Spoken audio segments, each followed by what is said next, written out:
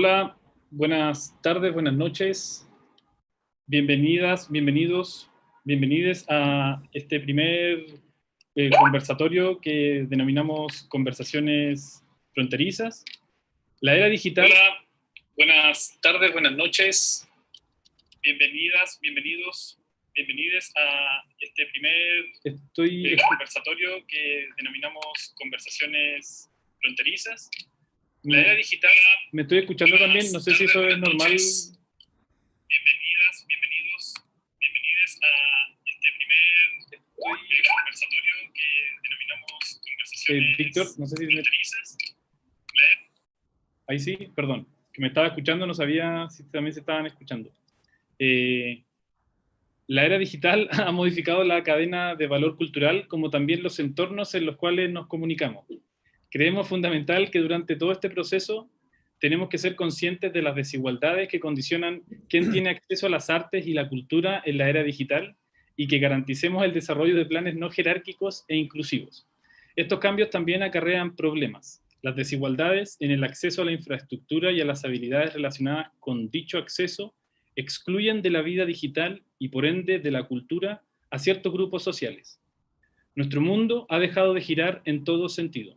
A medida que este virus sigue multiplicándose, sigue a la vez evidenciando las profundas fragilidades y desigualdades de nuestro sistema, aquellas que siempre han estado ahí y que estallan cuando menos lo esperamos. Cualquier contingencia natural como un virus o un gran terremoto pueden acabar con todo. ¿Cuántas catástrofes más necesitaremos para ser capaces de aceptar, modificar y repensar aspectos tan básicos de la sociedad en que vivimos? Nuestro país ha iniciado un nuevo ciclo. Un 80% de las chilenas y de los chilenos quiere un nuevo pacto social, una abrumadora mayoría pocas veces vista en nuestra historia. Aprobamos la idea de escribir en conjunto y de manera paritaria, transformándonos en uno de los primeros países del mundo en poder escribir una constitución paritaria. El movimiento feminista ha sido clave en presionar y posibilitar este resultado político. Es el mayor número de participantes registrados en la historia de nuestro país, en plena pandemia y con varias comunas en cuarentena. La elección y decisión de una nueva constitución es la primera estación de muchas en este nuevo ciclo que inicia y del cual será un proceso largo. Los tiempos complejos en los que vivimos nos han mostrado la necesidad de repensar la vida, el papel del Estado, la propia democracia y los efectos globales y locales de la pandemia. En esta conversación pretendemos abordar con el profesor Walter Miñolo temas en torno al pensamiento decolonial, el arte, la educación y la democracia, con el fin de reflexionar sobre el contexto en el que nos encontramos. Pretendemos abordar en esta conversación esta actual pandemia como una posibilidad de reflexionar sobre otras oportunidades, otras posibilidades de convivencia, otros modelos de sociedad más horizontales, más igualitarios y más colaborativos. Profesor Walter Miñolo, bienvenido a este espacio de conversación. Voy a hacer una introducción sobre usted, profesor. Muchísimas gracias. Muy interesante lo que dices. Todos y todas estuvimos muy atentos a lo que estuvo pasando en Chile. Así que en buena hora que han llegado a esta etapa. Vamos a conversar más. Muchas gracias, profesor. Profesor Walter Miñolo es argentino de origen, es profesor de literatura, estudios romances y antropología cultural en la Universidad de Duke, en Carolina del Norte, desde 1993. Se le conoce como una de las figuras centrales del pensamiento decolonial y como miembro fundador del grupo Modernidad Colonialidad.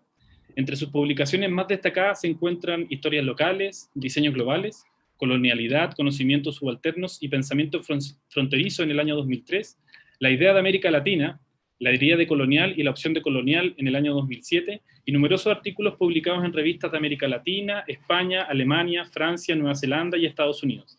La influencia que ejercen sus opiniones es difícil de negar entre los estudiosos sudamericanos y también en la esfera política.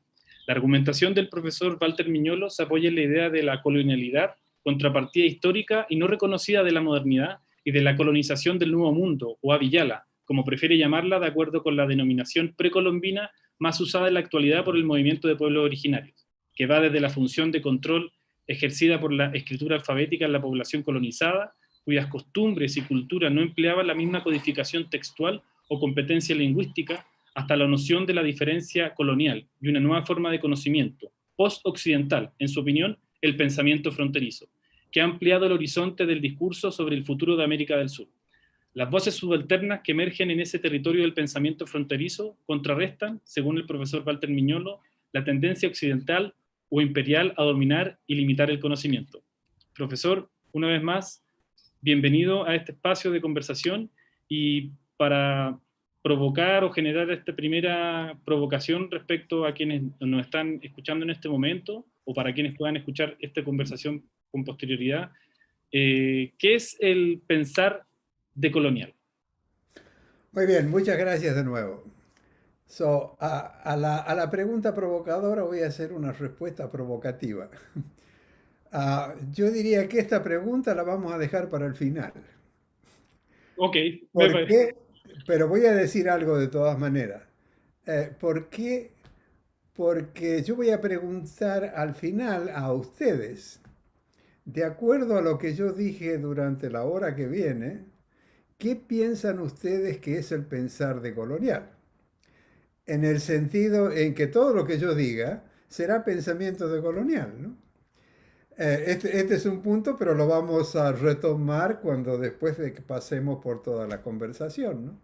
Y el segundo punto es para que quien asiste y escuche vaya pensando que el pensar decolonial es un pensar, como podríamos decir, que es el pensar sociológico, que es el pensar filosófico, o que es el pensar ah, computacional, o que es el pensar tecnológico, o que es el pensar, no diríamos que es el pensar artístico, no sé si lo diríamos, quizás diríamos que es el hacer artístico, ¿no?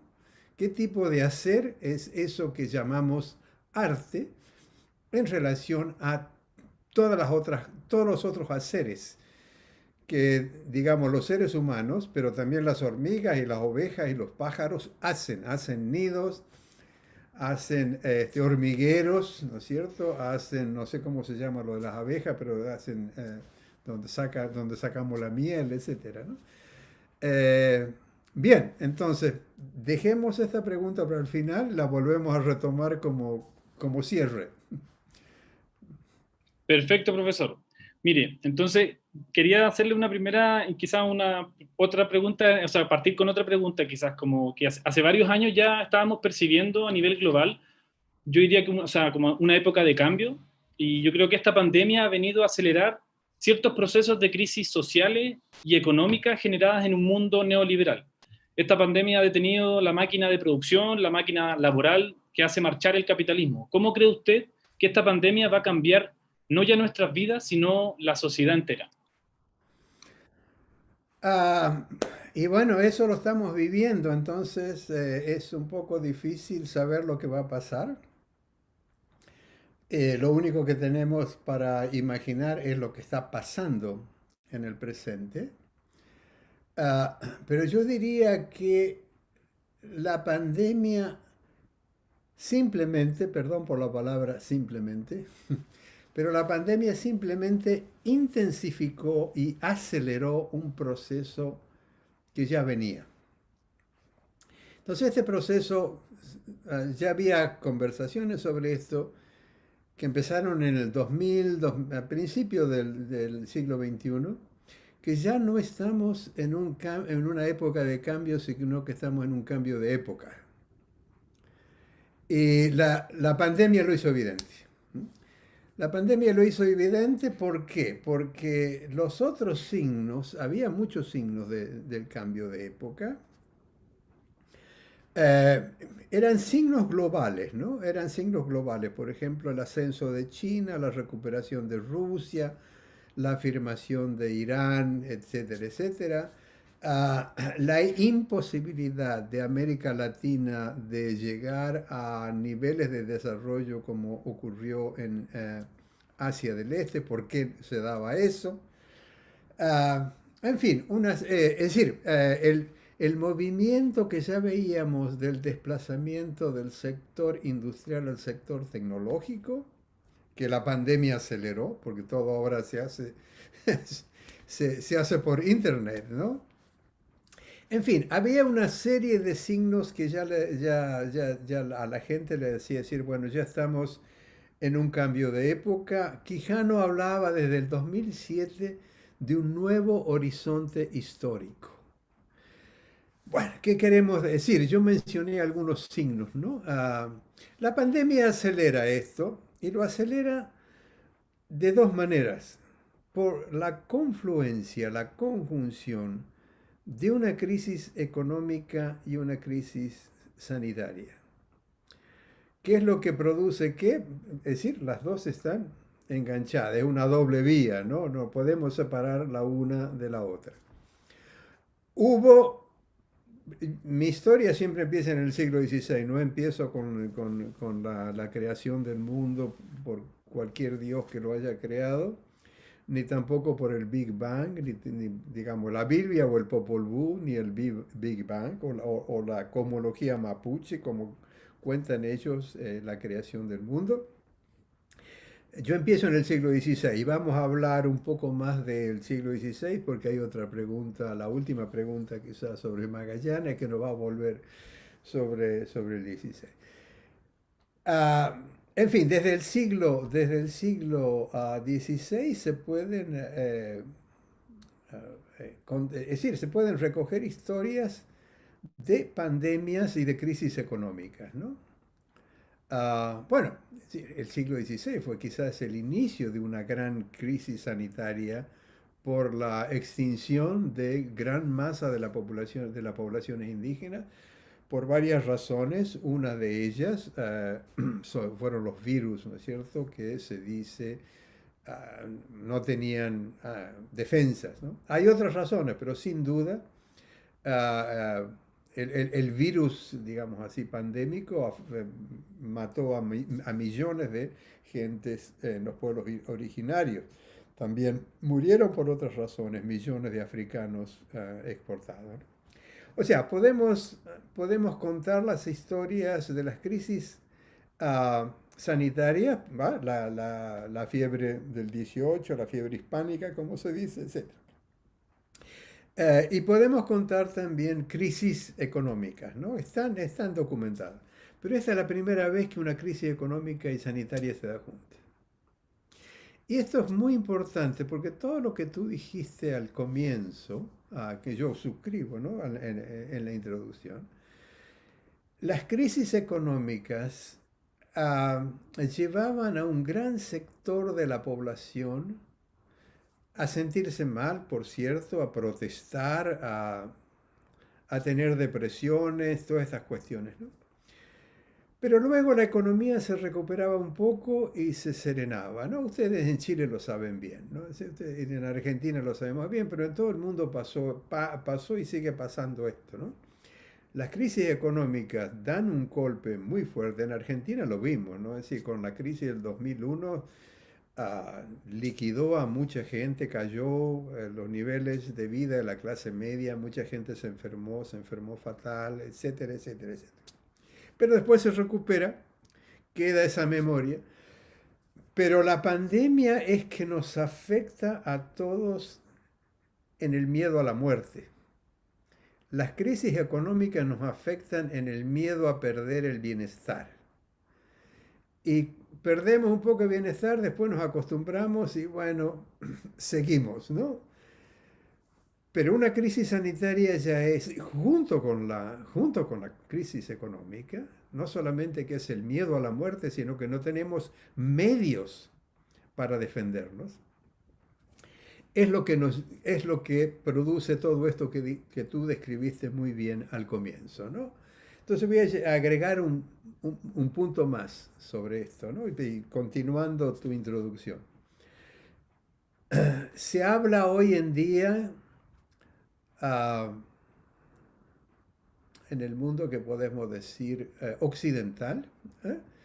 Sea el occidental en Europa, Estados Unidos o en América Latina, porque somos los descendientes de europeos, somos occidentales, a los indígenas, los pueblos originarios y a los pueblos africanos no creo que tengan ningún interés en pertenecer a Occidente, que los destituyó constantemente y lo sigue deconstituyendo. Entonces, cuando digo occidental en América Latina, estoy hablando del sector de la población de ascendencia europea, ¿no?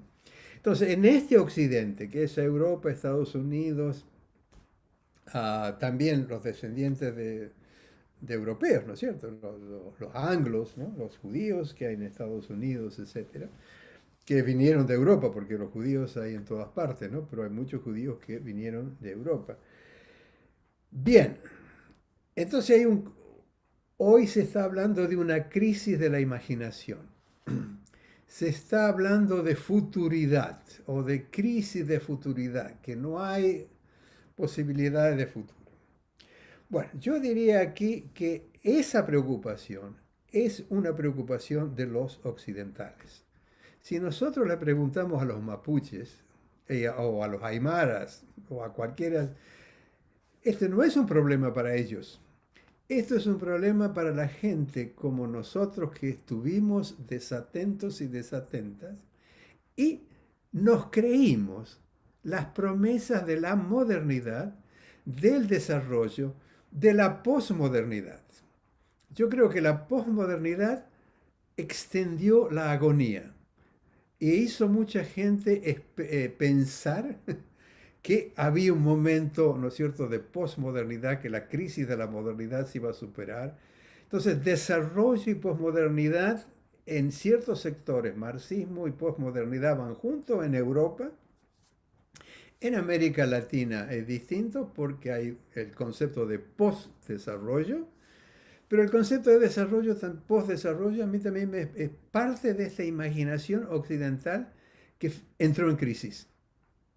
Pero esta crisis, de nuevo, no es lo mismo, no se vive de esta manera para las poblaciones indígenas que fueron privados de futuro desde el siglo XVI. De los africanos traídos fueron deprivados de futuros, o sea que la imaginación para ellos no está en crisis. Yo creo que en este momento es un momento muy álgido para la regeneración de culturas de pensamiento y de formas de vida que la crisis de la modernidad y la posmodernidad permite, ¿no? Entonces yo creo, para resumir, que todas estas cuestiones que tú enumeraste, que deprime a mucha gente, que angustia a mucha gente, pero sobre todo lo que yo veo, angustia a gente que creyó en el mito de la modernidad y la posmodernidad y el desarrollo. Eso es lo que está realmente en crisis y en sentido no perverso, en buena hora, porque todo lo que dijiste tú al comienzo, lo que estamos viendo, es un despertar. Ya la modernidad, la posmodernidad, el desarrollo no nos va a solucionar la cosa. Tenemos que solucionarlo nosotros. Y lo que es admirable en Chile, y también pasó en Estados Unidos después de la muerte de George Floyd, es que hay cosas más importantes que el miedo a la muerte por la pandemia. Y todos los chilenos y las chilenas salieron, y también en Estados Unidos. Y no solamente los afros, toda la gente negra, blanca, amarilla, heterosexuales, homosexuales, salieron, ¿no? Entonces, esto es lo que ah, el despertar yo lo veo así, ¿no? Que hay una gran, y ya no son proletarios, ¿no? Es clase media de todo orden, ¿no? Puede haber proletarios también, ¿no? Como Gilles John en Francia, ¿no? Pero lo que hay aquí es una cosa de fondo, ¿no? Es que la gente se da cuenta que hay algo adentro que empieza a surgir porque los sueños y las promesas se han ido a las pailas, como dicen ustedes los chilenos, ¿no? Ahí por el momento, ¿no? Y, profesor, y en ese aspecto quería también quizás hacerle una pregunta más ligada quizás a nuestro campo, nuestro sector, que nos interesaría mucho conocer su opinión al respecto de qué posibilidades le asigna a los lenguajes del arte en el actual escenario, en este actual contexto, para poder transformar precisamente un contexto donde la economía se ha vuelto como el principal hecho cultural. Ah, esto es interesante porque da para mucho. Y yo creo que esta es una cosa que vamos a seguir pensando en los años que vienen, ¿no? Que ya se está pensando, pero que vamos a seguir pensándola. Es interesante porque en uno de los artículos muy interesantes de Heidegger, Heidegger es siempre un pensador interesante, pero en este caso es, es el ensayo sobre la cuestión de la tecnología. No sé si lo conoce, para quien no lo conozca, eh, Heidegger es siempre muy complejo, de modo que mi resumen va a ser pedagógico más que filosófico, ¿no? Ah, la cuestión de la tecnología. Entonces él distingue, bueno, la tecnología no es el instrumento, no confundamos la tecnología con el instrumento. Ah, la tecnología, él lo toma de la palabra griega tecné, que es más bien difícil de traducir, es más bien un saber cómo, un saber cómo hacer. Y es el saber cómo hacer que lleva a la producción del instrumento cuando el instrumento es necesario, ¿no? O a la construcción de una casa o de un edificio cuando es necesario, ¿no? Entonces la tecné está antes de la tecnología que lleva a la construcción de algo, ¿no? Ah, y en ese sentido, tecné está relacionado con poiesis, ¿cierto? Y poiesis se tradujo al latín como arts. Entonces, poiesis quiere decir hacer. Entonces, el arte, todo es un hacer. El arte también es un hacer, ¿no? Y, pero en latín, hacer, arts, quiere decir uh, capacidad para hacer algo. Uh, en inglés se dice skill. Uh, sería sí, la capacidad del zapatero de hacer buenos zapatos, por ejemplo, ¿no? Esto sería el skill, ¿no? Entonces, primero yo diría que para responder a tu pregunta tenemos que sacarnos de encima uh, el concepto del sentido común de arte. Yo menciono a Benvenuto Cavajay, que es él dice un artisto mayo. Él dice artisto mayo porque, en dos sentidos, dice, porque en el maya quiché sus padres no pueden pronunciar la A en español, le sale la O. Entonces él dice, en vez de decir un artista maya, él dice un artisto mayo. Pero por otro lado, cuando él dice un artista mayo, yo ya no soy un artista mayo, soy un artista mayo, soy otra cosa. Entonces, ¿qué es lo que él hace? Él dice, yo no hago arte, yo hago chunches. ¿Y qué son los chunches? Cosas.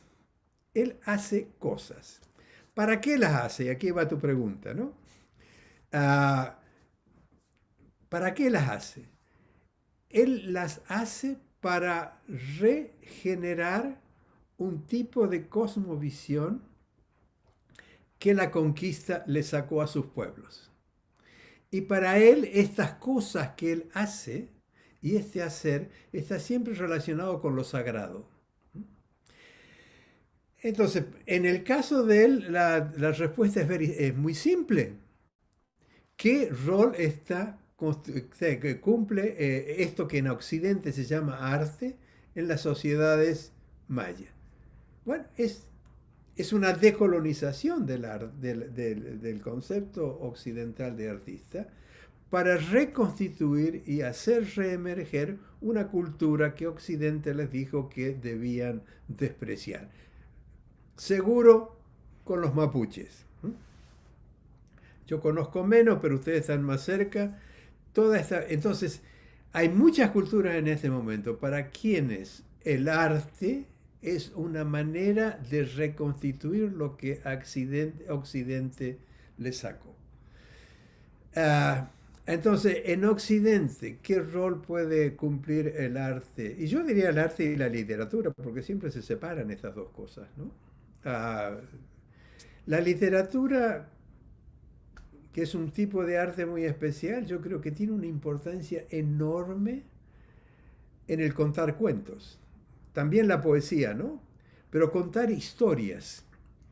Y entonces lo que se necesita hoy es contar historias que han sido silenciadas por las historias y por la literatura occidental. Eso sería una. En el campo de las artes, cuando decimos artes, se nos viene Hegel sobre la cabeza. Entonces hacemos las bellas artes, la música, la escultura, etc. Y yo diría que lo más importante de este hacer que llamamos artístico, y enfatizo hacer, ¿no? Es que es el hacer que no está controlado por reglas disciplinarias, como las disciplinas, etc.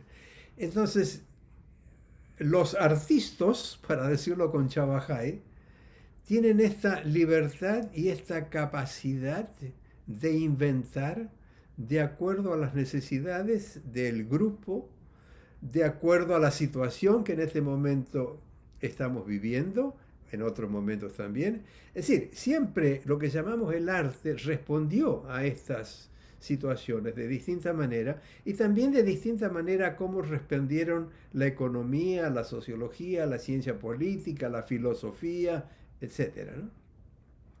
Entonces, para cerrar este punto, yo diría además que una de las cuestiones fundamentales es salirnos de este marco occidental de arte y estética y considerar el hacer para movilizar afectos, para movilizar afectos en relación a este tipo de vida que queremos. Que tú le llamabas democrática, yo diría es una manera de llamarla, pero los indígenas hablarían de summa causai, ellos no quieren democracia, ellos quieren vivir bien, no vivir mejor. Los africanos dirían Ubuntu, esto es lo que ellos quieren, ¿no? No democracia. Democracia que se la queden los alemanes y los gringos, ¿no? Ubuntu. Los chinos están más con Confucio, decía todo, armonizar todo lo que está bajo el cielo. Entonces, lo que queremos en distintas lenguas es vivir convivialmente, en respeto, en el amor, y no en la competencia, el odio y la muerte, ¿no? Esto es lo que estamos buscando. Le llamemos democracia, le llamemos Ubuntu, Sumaka Osai, todo bajo el cielo, Mino Bideiwasawin, como dicen, algo así, como dicen en Canadá. Esto es lo que estamos buscando y que vos señalaste al comienzo, ¿no? Entonces, ¿el arte cómo contribuye a esto? Esto no lo puedo decir yo, eso te lo tienen que decir los artistas. Profesor, y quizás quería ahora conectar con otra pregunta, quizás que tiene que ver con una de las preguntas que nos estábamos haciendo como organización, como festival, como equipo, y quizás puede conectarse con una primera pregunta que era respecto a lo que es para usted, o que nos comentara usted que es el pensar de colonial, pero este 2020 se conmemoraban los 500 años de la circunnavegación del Estrecho de Magallanes, y como equipo nosotros caminamos hacia el futuro mirando hacia el pasado como constructos siempre de nuestro pasado, como una manera de pensar y de hacer que empieza a mostrarnos una densidad más analítica, por decirlo de alguna manera, pero también con una perspectiva. Y siempre desde un punto de vista, desde esta matriz colonial del poder, hemos realizado una pregunta que nos permita cuestionar desde un punto de vista crítico esta supuesta conmemoración. Entonces, para usted queríamos preguntarle, profesor Miñolo, ¿qué podrían ser 500 años de qué?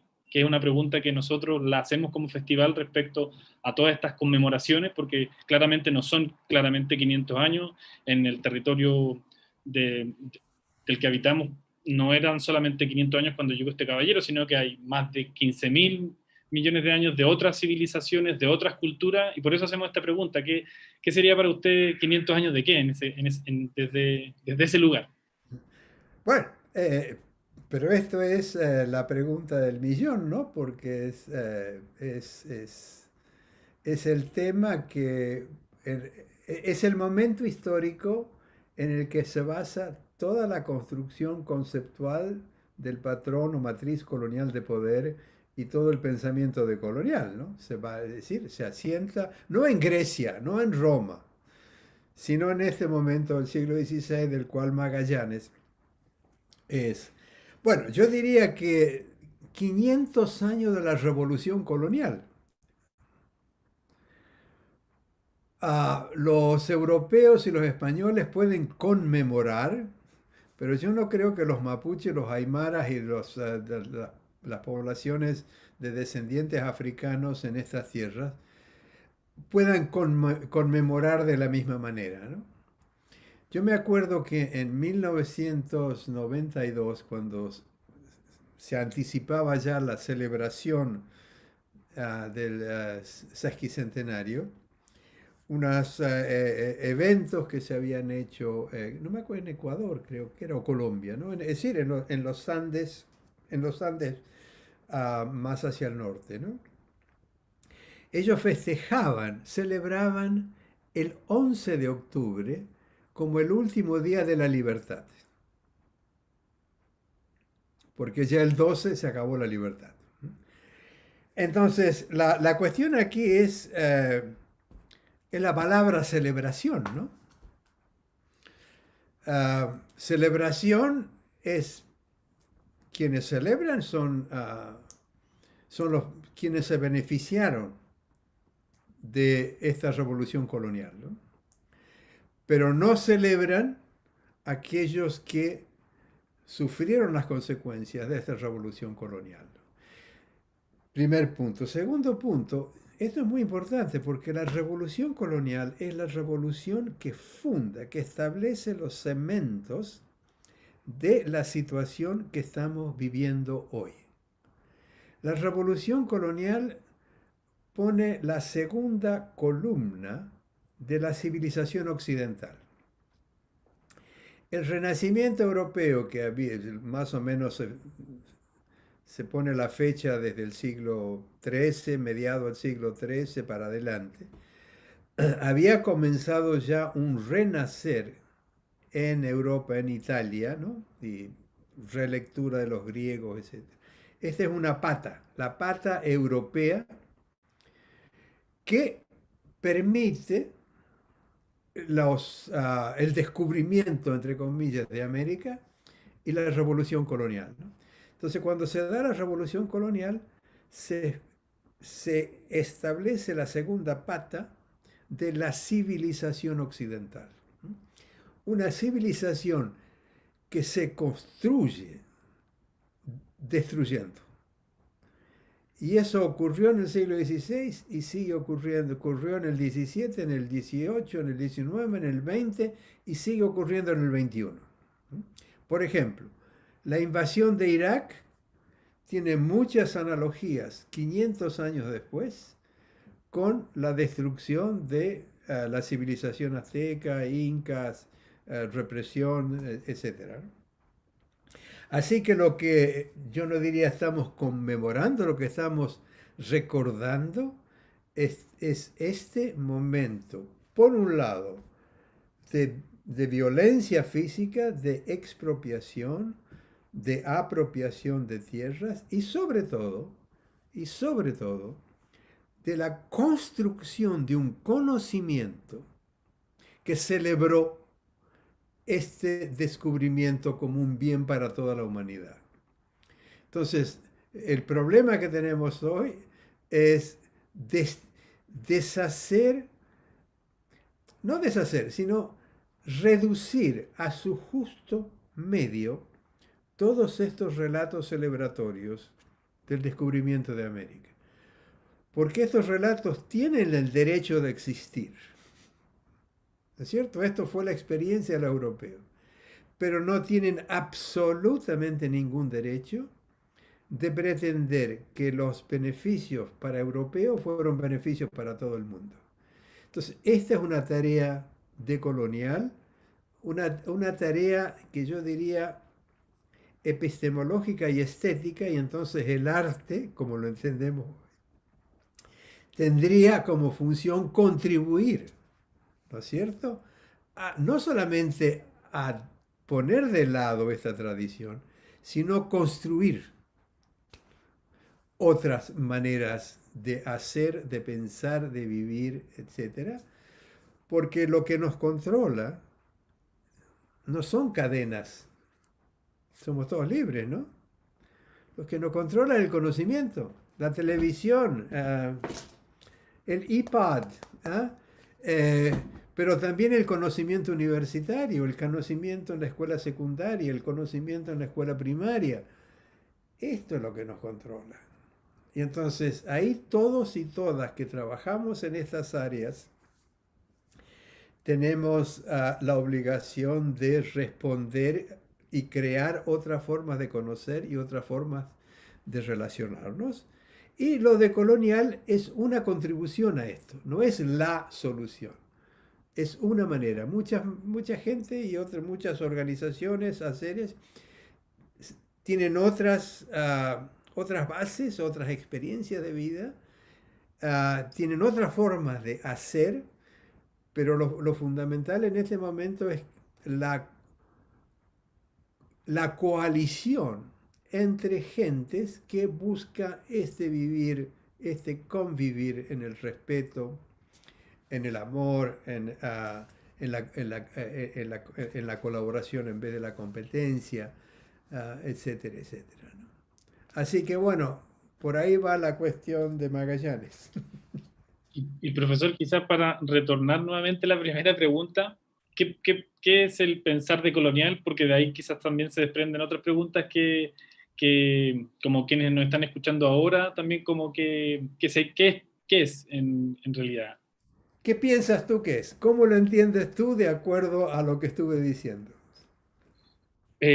Pucha, que son quizás yo lo puedo responder por algunos libros que he leído, por ejemplo, cuando leí el de la invención de la idea de América Latina, por ejemplo, claramente fue un despertar desde claramente no generar una reconexión o construcción de toda una historia desde el punto de vista epistémico de lo que es precisamente América, y claramente a partir de eso generar sobre todo también en la última parte de más allá de caer en lo folclórico, que por lo general muchos quizás de nuestras generaciones cae mucho en eso rescate folclórico y no realmente en un rescate de construir otro mundo posible a través de respetar lo que se ha construido varias generaciones de pueblos originarios, que también se menciona mucho como los pueblos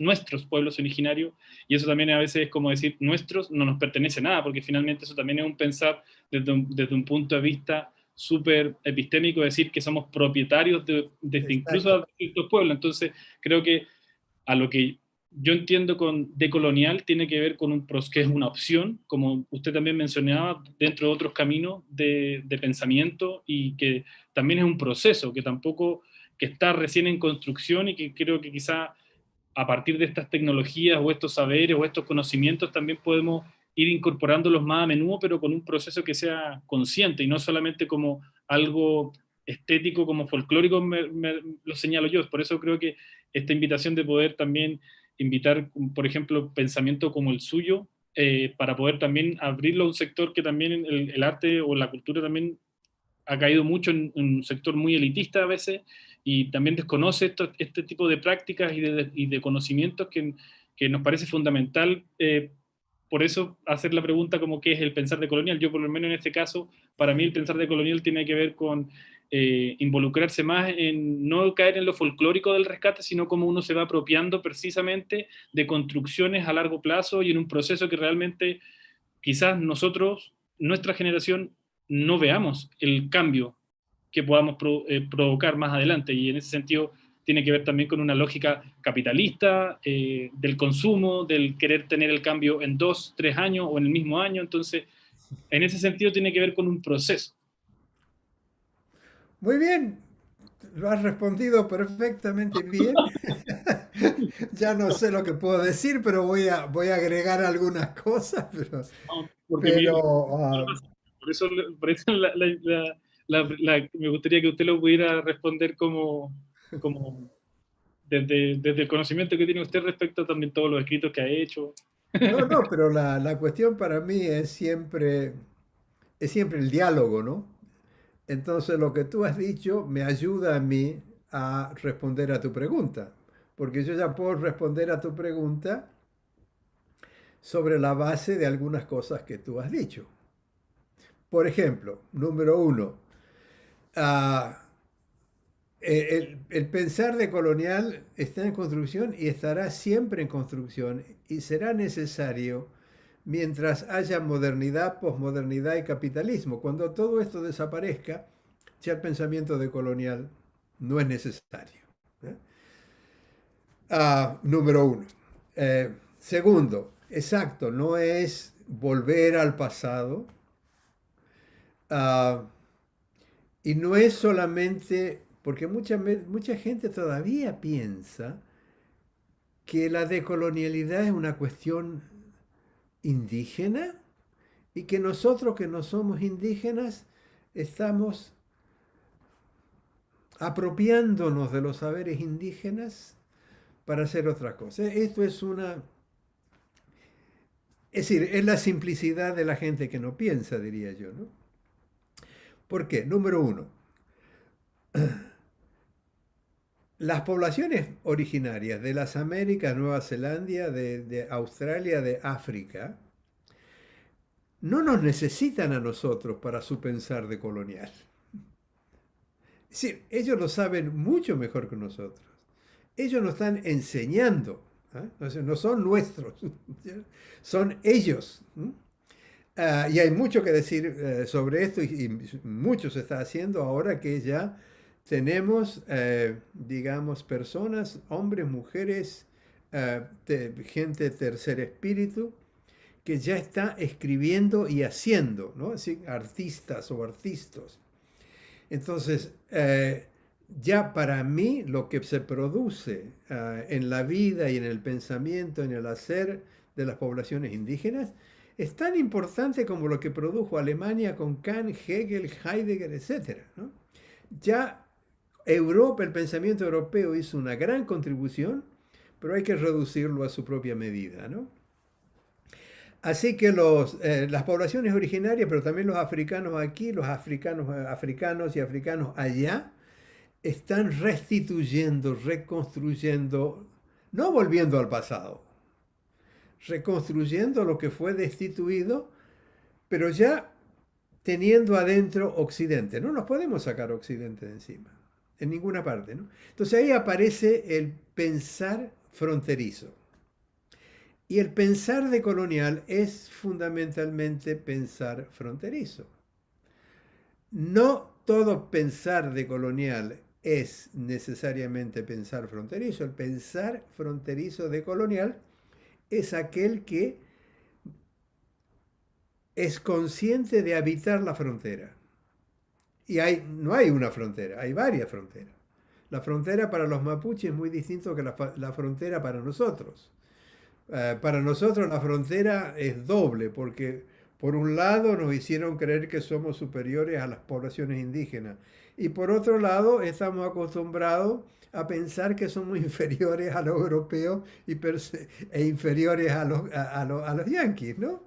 Entonces, pensar en la frontera es vivir en la frontera, habitar la frontera, ser consciente que habitamos la frontera y no el territorio, que el territorio sería el territorio nacional, ¿no? que nos encierra. La nación nos encierra en los límites del Estado, el Estado-nación, ¿no? Entonces, esto es, por un lado, las reconstituciones que están ocurriendo. Mucha gente dice reexistiendo.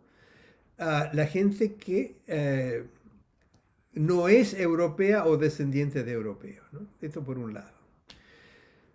Por otro lado, hay un pensar, yo diría, y lo digo para aclarar, para que esto se entienda sistémicamente, ¿no? Hay un pensar fronterizo que no es decolonial, sino que es desoccidental. Y este pensar fronterizo desoccidental tiene que ver más con políticas estatales. Es decir, China, Rusia, Irán son los ejemplos clásicos. Están pensando, viven en la frontera porque conocen muy bien a Occidente que los quiere destituir, pero al mismo tiempo están afirmando sus memorias, su lengua, su forma de hacer, su forma de pensar, etc. Es decir, lo que ha hecho China, por ejemplo, no es porque es capitalista, pero el capitalismo le ha permitido a China resurgir después de ciento y tantos años, 120 años de la guerra del opio. Entonces, habría dos tipos de pensamiento fronterizo muy diversos, ¿no? Porque el pensamiento fronterizo se da no solamente en lo étnico, también se da en la combinación de lo étnico y lo sexual, se da en lo nacional, etcétera. Cuando en Bolivia se habla de Estado plurinacional, ya se está hablando de fronteras. Hay muchas naciones en el Estado, ¿no? Bien, pero hay mucha confusión moderna, posmoderna, marxista en cuanto a cómo nos interpretan, ¿no? Entonces, tercero, el pensar colonial no puede separarse de habitar la frontera y ser consciente de habitar la frontera. Y esa frontera es la frontera entre modernidad, colonialidad. Recuerda, nosotros ponemos modernidad barra colonialidad. Ahí está la frontera, en todos los órdenes de experiencia, ¿no? Entonces, cuando sos consciente de eso, sos consciente de dónde el patrón colonial de poder te ha ubicado en esta frontera, ¿no? Bien, este es el tercer punto. El cuarto punto sería la idea de América Latina. Tú lo has resumido muy bien y esta sirva como un ejemplo de lo que hay que hacer, de qué se puede obtener ejercitando el pensar decolonialmente. Y lo que se puede obtener pensando decolonialmente es la reconstitución de historias que habían sido negadas. La historia de América Latina la habían escrito los europeos, de América de los europeos, y después de América Latina la empezaron a escribir los criollos, y eran fundamentalmente hombres, a partir de la segunda mitad del 19, en confabulación con Francia, ¿no? Entonces, en este momento el pensar decolonial que nos viene de Quijano, pero también de Mariátegui, ¿no? Y esta es una tarea que hay que hacer, ¿no? Una tarea que tenemos que hacer es la reconstitución de la genealogía de nuestros pensadores.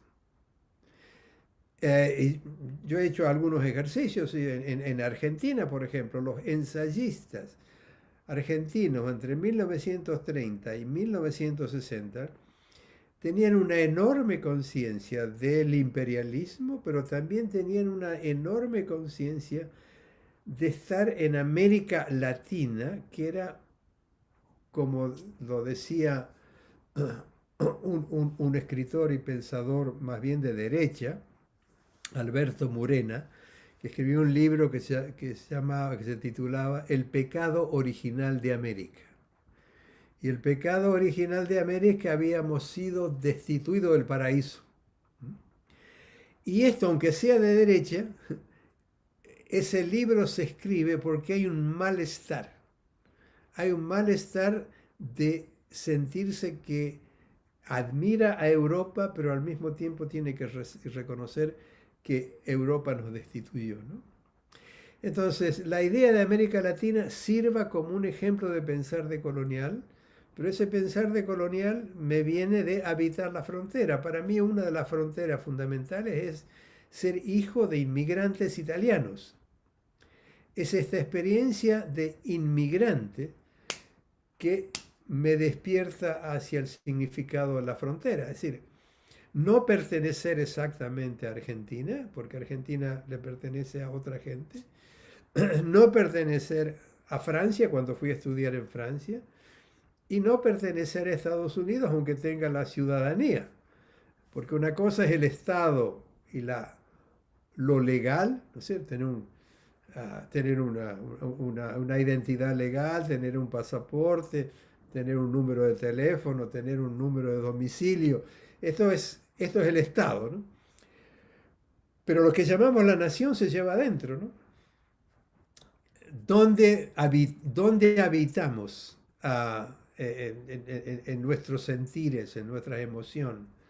Y, y para mí, descubrir para mí mismo que habitaba la frontera fue la liberación. Fue una gran liberación porque antes creía que habitaba un territorio, pero al mismo tiempo sentía que no pertenecía a ese territorio. Y cuando descubrí la frontera dije, esto es. Y entonces ese sentir te lleva a pensar de distinta manera y ese pensar te alimenta el sentir, ¿no? Entonces, el pensar, el sentir la colonialidad y empezar a pensar decolonialmente, y yo lo experimenté con mucha gente, es una liberación y es un empoderamiento. Es decir, no es la única manera, pero mis contactos, cuando con estudiantes, con colegas, sobre todo jóvenes, ¿no? Cuando descubren la colonialidad, que es un concepto de colonial, se sienten liberados, se le abren las puertas. Es como salir del subterráneo o del sótano, ¿no? En donde se los había aplastado, ¿no? Entonces, bueno, aquí está. Es decir, el pensar decolonial es una manera de pensar, es una opción. Vivimos entre opciones, ¿no? Pensamos sociológicamente o marxistamente, o teológicamente o filosóficamente, pero vivimos entre opciones, no hay realidad. La realidad es una ficción. Se hace la distinción entre ficción y realidad si la realidad es una ficción. Si me dicen ficción e historiografía, entonces ya es más claro, porque la historiografía es un relato que pretende decir la verdad, directa. Y la ficción es un relato, son relatos que nos hace imaginar esa realidad de distinta manera, ¿no? Bueno, por ahí va la cuestión del pensar decolonial. Espero que quienes escuchen eh, hayan sacado uno o dos puntos claros. Sí, de hecho, profesor, hay otra pregunta, pero hay otras preguntas que me están enviando por el chat, pero quería juntarla quizás. Bueno, hay una pregunta que Cat- Catalina Eitner nos pregunta qué recomienda o qué lectura recomendaría usted en este momento similar o que complementen precisamente pensamiento de la teoría o conocimiento decolonial. Eso es una primera pregunta. Bueno, yo te podría mandar un par de títulos por correo y tú, no sé si lo puedes distribuir, ¿no? Sí, sí, sí, Pero, sí, no hay problema. Se los podemos enviar perfecto, perfecto, lo hagamos así entonces, porque sería más difícil oralmente. quizá, Pero lo fundamental es esto. Antes de empezar a leer, porque siempre preguntan la gente, ¿qué puedo leer? Y digo, pero antes de empezar a leer nada, presta atención a dos cosas. ¿Dónde te toca la colonialidad? ¿dónde sentís la colonialidad? Ah, es decir, hay muchas maneras, ¿no? Es decir, raciales, sexuales, nacionales, religiosas. Y la colonialidad empieza a sentirse cuando en uno de estos áreas de experiencias nos sentimos no adecuadas o no adecuados. Es decir, nos sentimos que no pertenecemos. Sentimos que no somos lo que la sociedad, digamos así, quiere que seamos. Este es para mí el primer signo para identificar dónde la colonialidad nos toca. Y segundo, fíjate dónde ves la colonialidad en la vida cotidiana. En la otra gente que conversas, en la televisión, en las tarjetas de crédito, quien tenga tarjetas de crédito, en el abuso de esto que nos, ¿cómo se dice en español? Nos, no nos permite pensar. Esto no quiere que pensemos.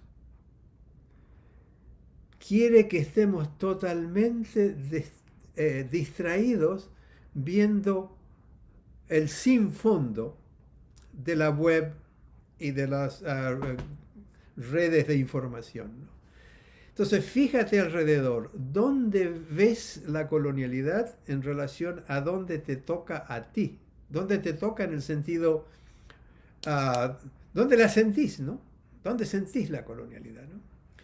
Y en este sentido, el arte, o entre comillas, siempre pongo arte, es muy importante porque el arte en general trabaja a partir de las emociones y a partir de los sentimientos. En cambio, las disciplinas del conocimiento suprimen, reprimen el sentir y las emociones, ¿no?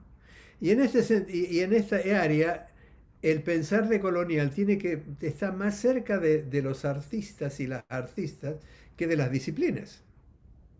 ¿Por qué?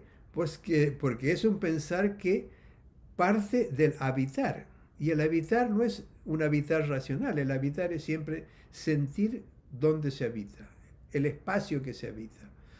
El espacio que se habita en todo sentido, la montaña, la sierra, el mar, pero también la gente que nos rodea, cómo nos afectan las primaveras o los veranos, la luna, el sol, etc. Es decir, esa conciencia de sentirnos viviendo en el cosmos y viviendo en las fronteras sociales y económicas, raciales, este es el pensar decolonial que está más cerca de lo que yo veo hacen los y las artistas. Bueno, por ahí vamos.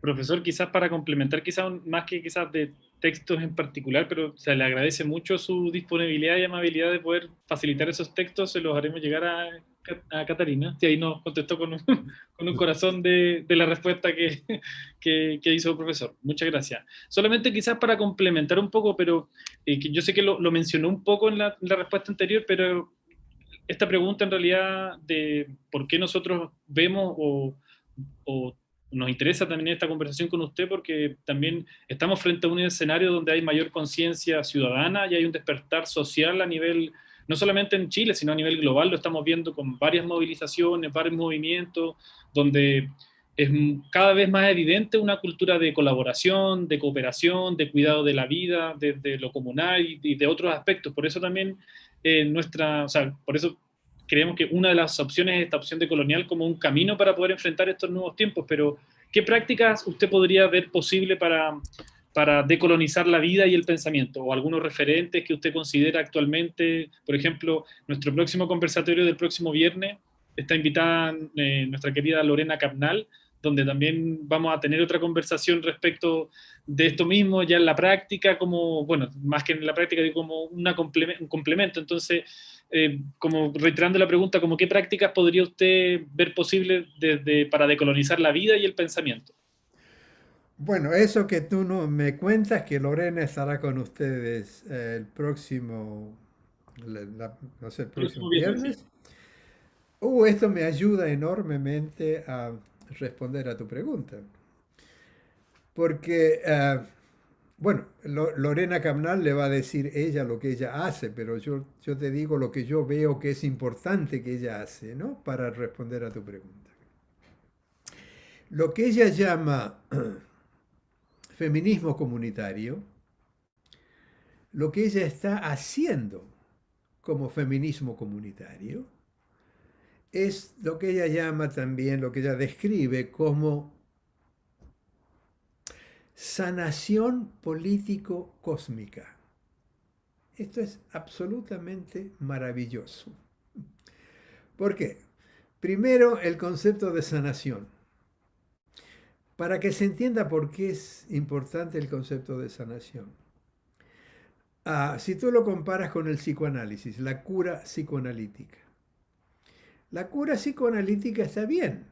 Es decir, esta sociedad desequilibra a mucha gente y el psicoanálisis ayuda a esa gente a reequilibrarse y a integrarse en la sociedad. En fin, no se dedica a las drogas, no se deprima, no se suicide, hay formas de vida que usted puede...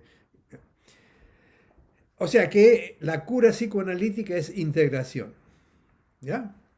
Pero la sanación político-cósmica es sanarse del vapuleo patriarcal y racista de la colonialidad.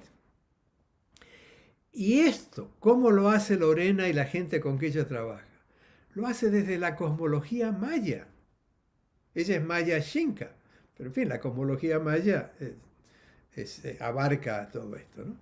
Entonces ahí tienes un ejemplo en Lorena de la reconstitución de esas formas de saber, de esas formas de estar en el mundo, que habían sido destituidas, vapuleadas, ignoradas, demonizadas, etcétera, ¿no? Entonces ahí es, es un caso fantástico para entender, a que entiendan tu pregunta, ¿qué se puede hacer, ¿no?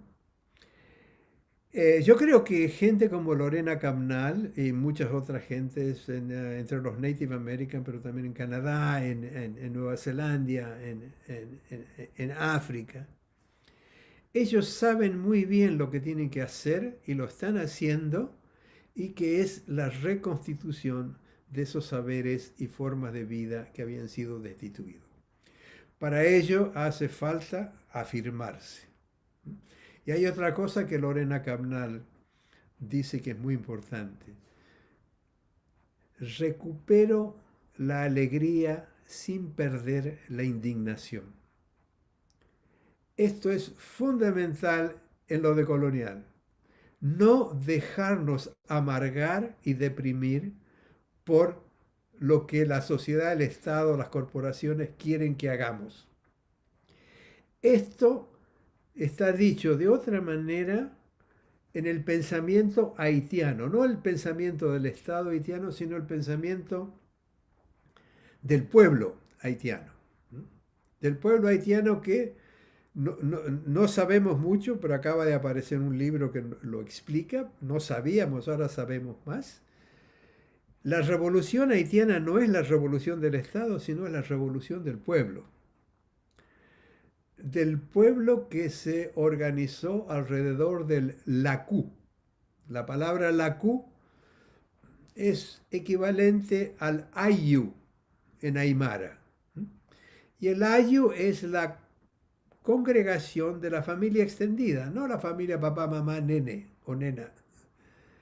Es la familia que ocupa, digamos, un ayu, y en ese ayu no solamente están las relaciones con las personas, sino con las llamas, con el río, con los árboles, con el aire, con el agua. es decir, lo comunal. Pero los haitianos agregan también esto, es decir, lo que los haitianos y los caribeños tenemos para el mundo es la alegría, es el baile, es el vivir juntos, es el alegrarnos juntos, ¿no? Entonces el problema, te cuento esta historia porque el problema es para nosotros. Nosotros y nosotras que no somos, no tenemos la herencia africana, por ejemplo, el candomblé, el vudú, rastafarianismo, no tenemos a un Bob Marley, ¿no es cierto? Que nos guíe en su pensamiento y en su alegría, ¿no? Además, en su indignación. Entonces, estamos en un problema. Estamos en un problema que no tiene mucha... Y el problema que tenemos nosotros es por ser descendientes de europeos. Porque hemos sido educados desde la niñez, la escuela, la universidad, en las sucursales de Europa.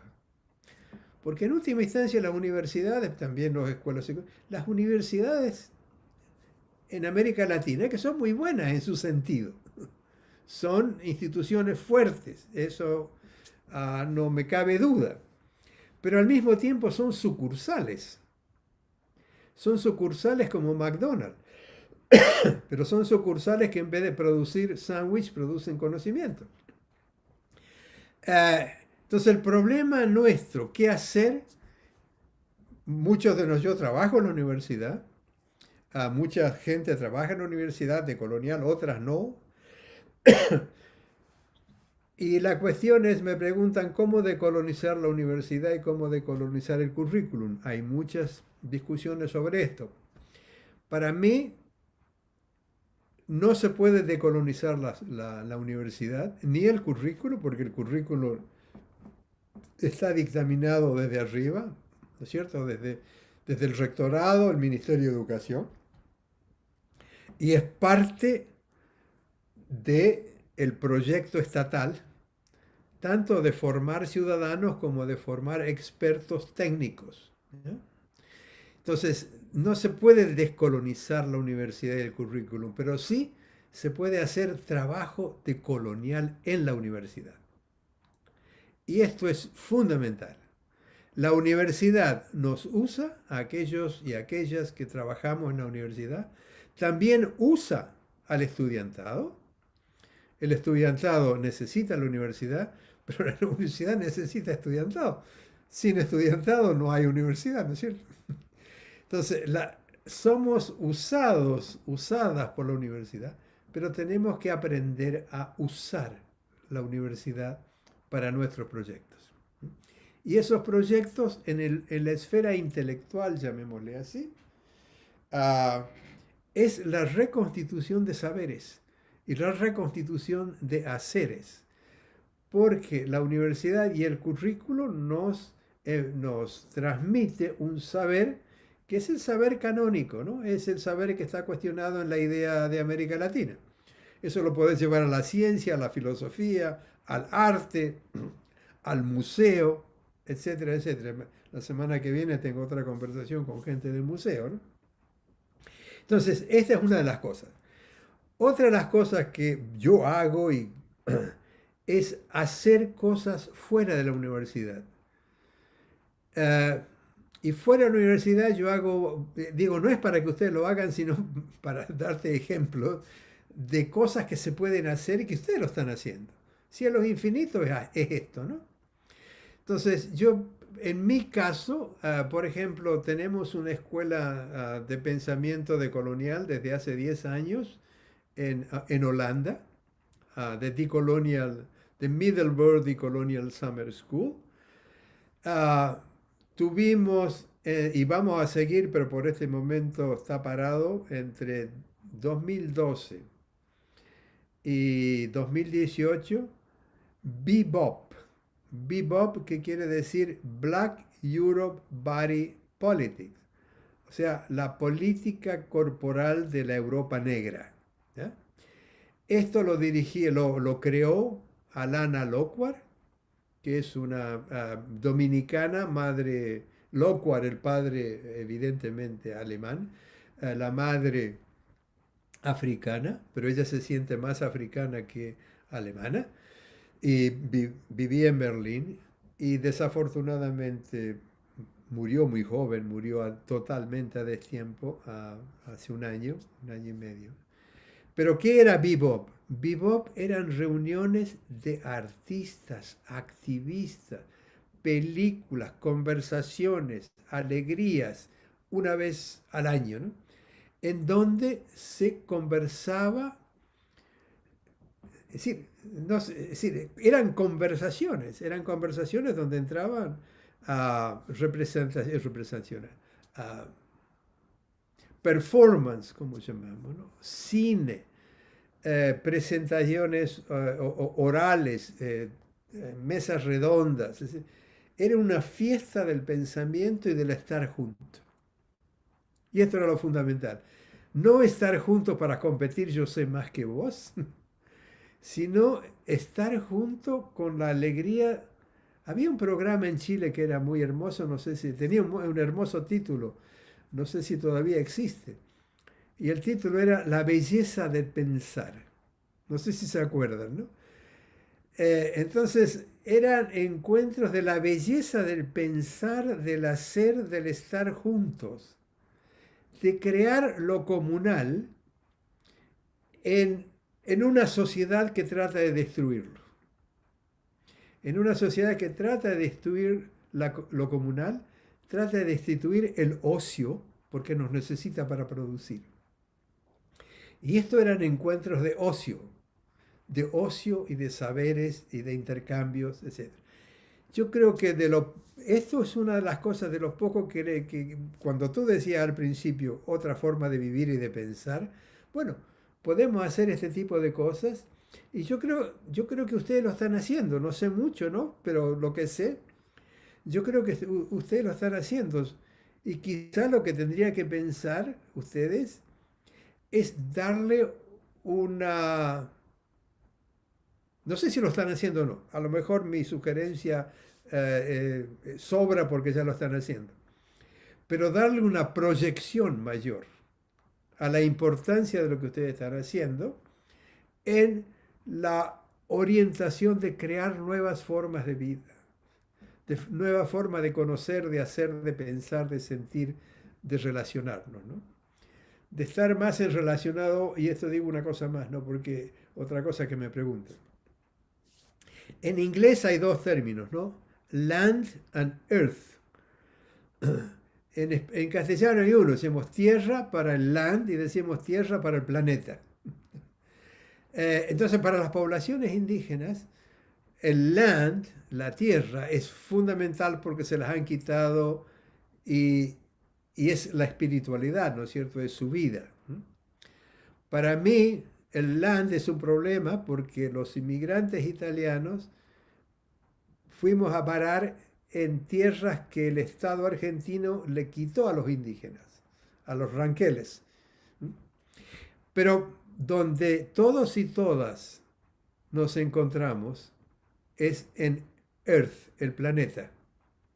Y esto también le pertenece a los indígenas, pero nos pertenece a todas y a todos. Entonces, en esta construcción y aquí está la diferencia entre lo comunal y lo social. Lo social es agrupaciones de seres de la especie humana, distintas maneras jerárquicas, etcétera, pero nada más que la especie humana. Lo comunal es la relación con la Tierra, con el planeta, con el cosmos. Entonces, estas son algunas de las tareas que, en la medida en que podemos, en donde estemos, cómo he sido preparado, cómo son nuestras historias locales, pero si tenemos esta voluntad, esta técnica, ¿no es cierto? Tenemos esta técnica, este impulso, ¿no? Este will to power, decía Nietzsche, ¿no? Pero si tenemos este will de decolonize y de formar, hay muchas cosas que podemos hacer y se están haciendo, ¿no?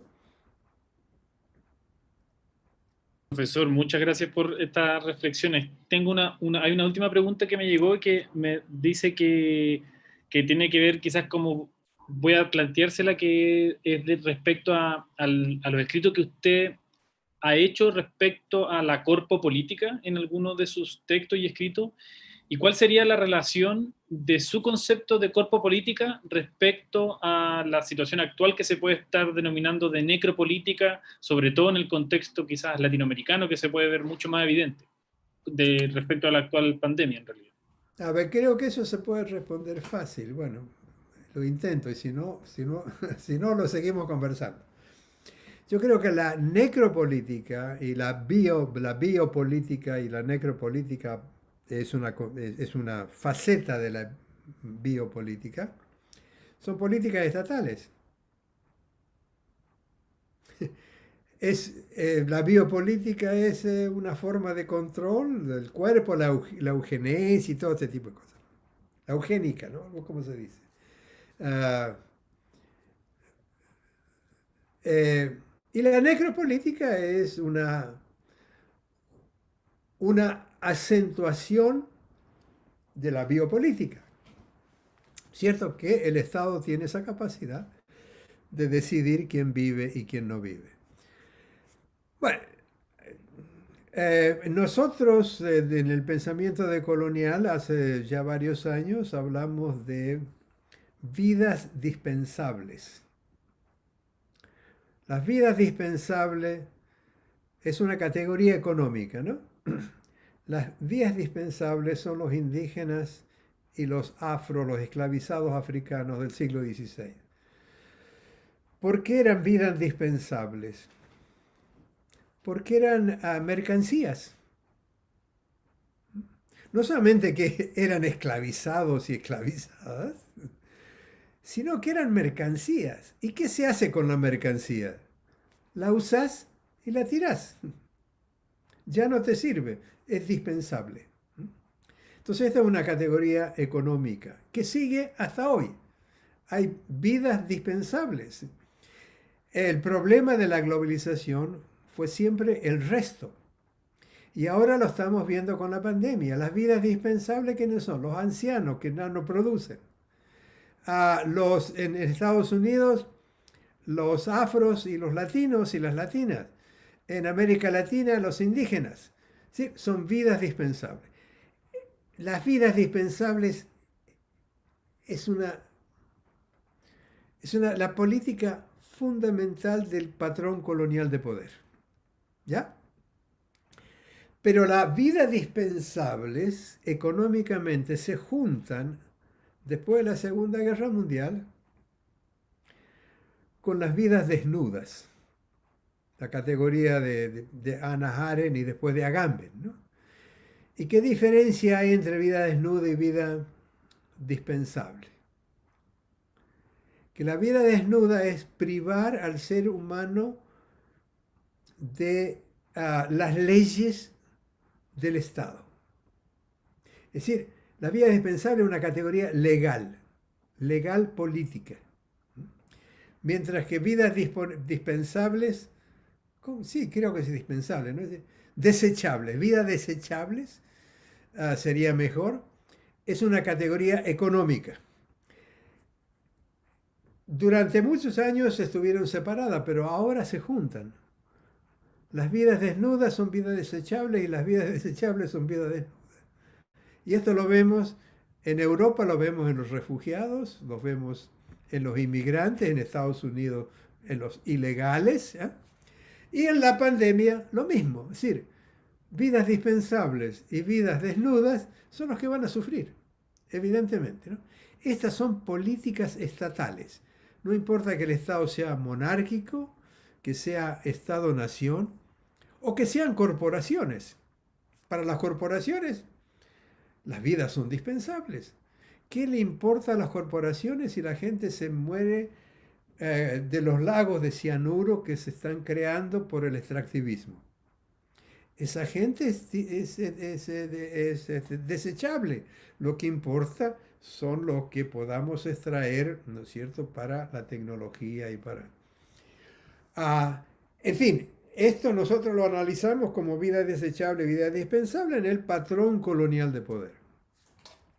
Ahora bien, la corpopolítica es al revés. La corpopolítica son cuerpos que dicen no, pero gracias, no. Yo voy a manejar mi vida lo mejor que pueda, me vas a ganar quizás, pero no me voy a entregar a tus diseños, ¿no es cierto? Diseños económicos o diseños políticos. Y yo, para que se entienda bien, mejor y rápido esto, siempre cito a Fanon, la última frase de Máscara, piel negra, máscaras blancas. Dice Fanon, oh cuerpo, no dice mente, oh cuerpo mío, hazme siempre un hombre, en ese momento se decía hombre en general, oh cuerpo mío, hazme siempre un hombre que pregunta.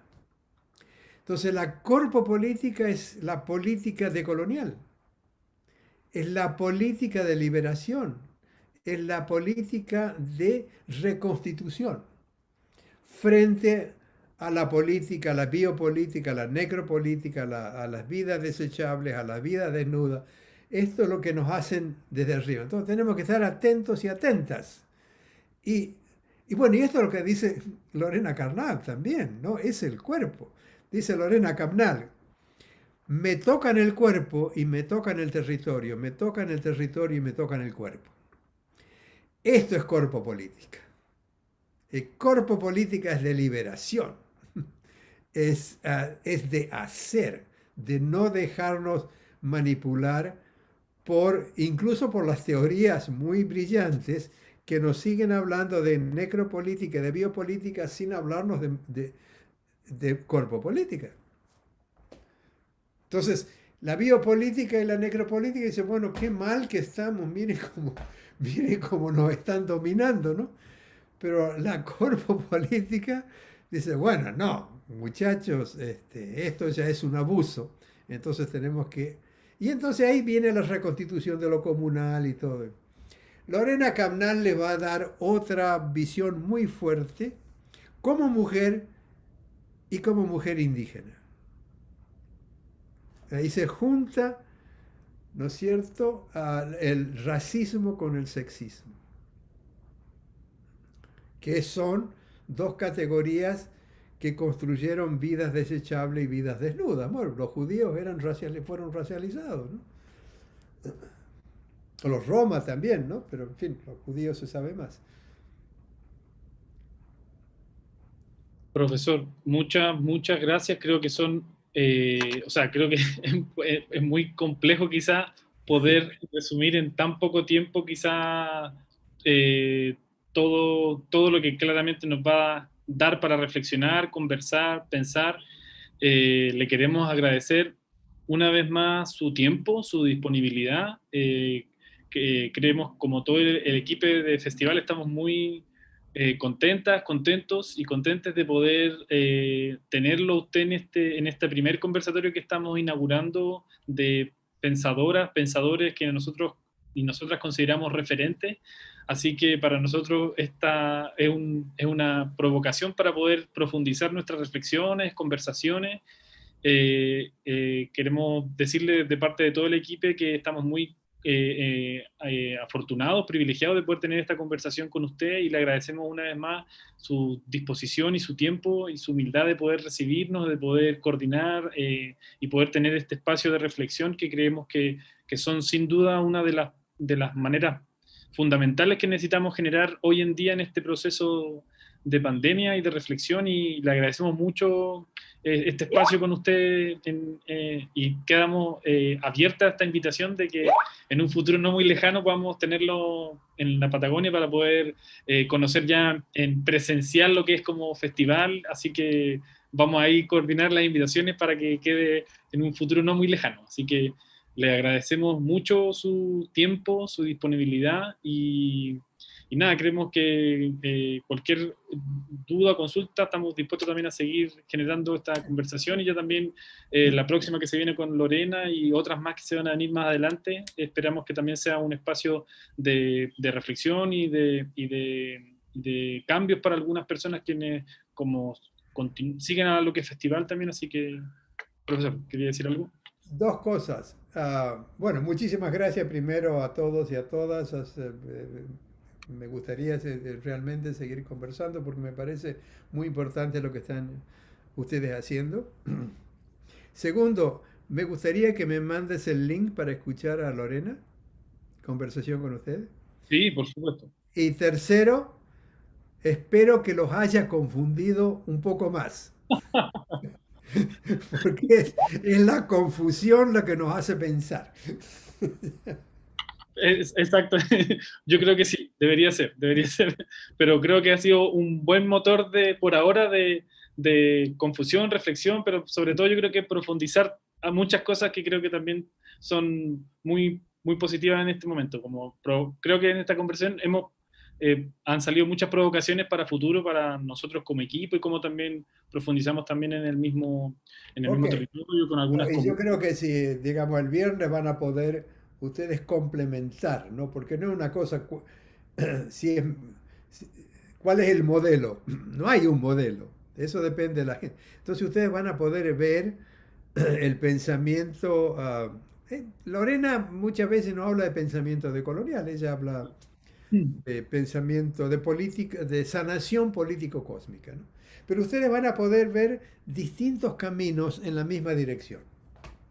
Y ahí está la cuestión de de crear coaliciones. Ok, muchísimas gracias.